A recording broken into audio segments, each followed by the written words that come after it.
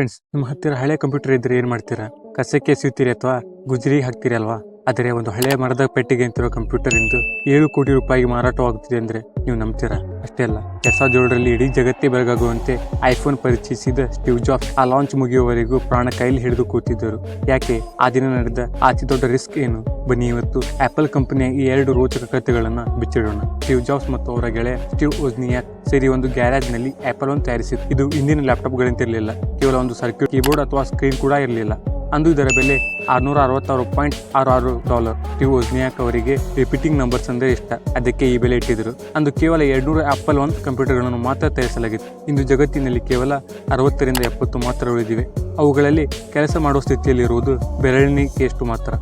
2021ರಲ್ಲಿ ಒಂದು apple one ಹರಾಜಿನಲ್ಲಿ ಸುಮಾರು $4 ಲಕ್ಷ ಅಂದರೆ 3.5 ಕೋಟಿ ರೂಪಾಯಿಗೆ ಮಾರಾಟವಾಯಿತು. ಕೆಲವು ಅಪರೂಪದ ಮಾಡೆಲ್ಗಳು $9 ಲಕ್ಷ ಅಂದರೆ 7.5 ಕೋಟಿ ರೂಪಾಯಿ ದಾಟಿವೆ.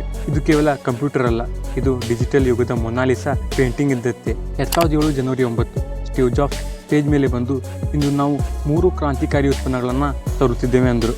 ಆದರೆ ಅಸಲಿಯತ್ತು ಏನೆಂದರೆ ಅವರ ಕೈಯಲ್ಲಿದ್ದ ಐಫೋನ್ ಒಂದು ಬ್ರೋಕನ್ ಪ್ರೊಟೋಟೈಪ್ ಆಗಿತ್ತು. ಆ ಸಮಯದಲ್ಲಿ ಐಫೋನ್ ಸಾಫ್ಟ್ವೇರ್ ಎಷ್ಟು ದುರ್ಬಲವಾಗಿತ್ತು ಎಂದರೆ, ಒಂದು ಇಮೇಲ್ ಕಳುಹಿಸಿ ಆಮೇಲೆ ಮ್ಯೂಸಿಕ್ ಪ್ಲೇ ಮಾಡಿದರೆ ಫೋನ್ ಕ್ರ್ಯಾಶ್ ಆಗ್ತಿತ್ತು. ಜಾಬ್ಸ್ ಅವರು ಒಂದು ನಿರ್ದಿಷ್ಟ ಆರ್ಡರ್ನಲ್ಲಿ ಮಾತ್ರ ಫೋನ್ ಫೀಚರ್ಸ್ ತೋರಿಸಬೇಕಿತ್ತು. ಅಪ್ಪಿತಪ್ಪಿ ಅವರು ಮೊದಲು ಇಂಟರ್ನೆಟ್ ಓಪನ್ ಮಾಡಿ ಆಮೇಲೆ ಫೋನ್ ಕಾಲ್ ಮಾಡಿದರೆ ಆ ಫೋನ್ ಅಲ್ಲೇ ಆಫ್ ಆಗಿಬಿಡ್ತಿತ್ತು. ಸ್ಟೇಜ್ ಮೇಲೆ ಇಂಟರ್ನೆಟ್ ತೋರಿಸಲು ವೈಫೈ ಬೇಕಿತ್ತು. ವೀಕ್ಷಕರು ಯಾರು ಆ ವೈಫೈ ಸಿಗ್ನಲ್ ಬಳಸಬಾರದೆಂದು ಆಪಲ್ ಆ ರೂಮ್ನಲ್ಲಿ ರಹಸ್ಯವಾಗಿ ಬೇರೆ ಸಿಗ್ನಲ್ ಬೂಸ್ಟರ್ಗಳನ್ನು ಇಟ್ಟಿತ್ತು. ಒಂದು ವೇಳೆ ಫೋನ್ ಹ್ಯಾಂಗ್ ಆಗಿದ್ದರೆ ಆಪಲ್ ಕಂಪನಿ ಅಂದೇ ಮುಚ್ಚಿ ಹೋಗುತ್ತಿತ್ತು. ಅದೇ ಆ 90 ನಿಮಿಷ ಸ್ಟೀವ್ ಜಾಬ್ಸ್ ತಮ್ಮ ಮಾಂತ್ರಿಕ ಮಾತಿನಿಂದ ಜಗತ್ತನ್ನೇ ಗೆದ್ದರು. ಇವತ್ತು ಆಪಲ್ ಇಷ್ಟು ದೊಡ್ಡ ಮಟ್ಟಕ್ಕೆ ಬೆಳೆದಿದೆ ಅಂದರೆ ಅದರ ಹಿಂದೆ ಇಂಥ ನೂರಾರು ರಿಸ್ಕ್ಗಳಿವೆ.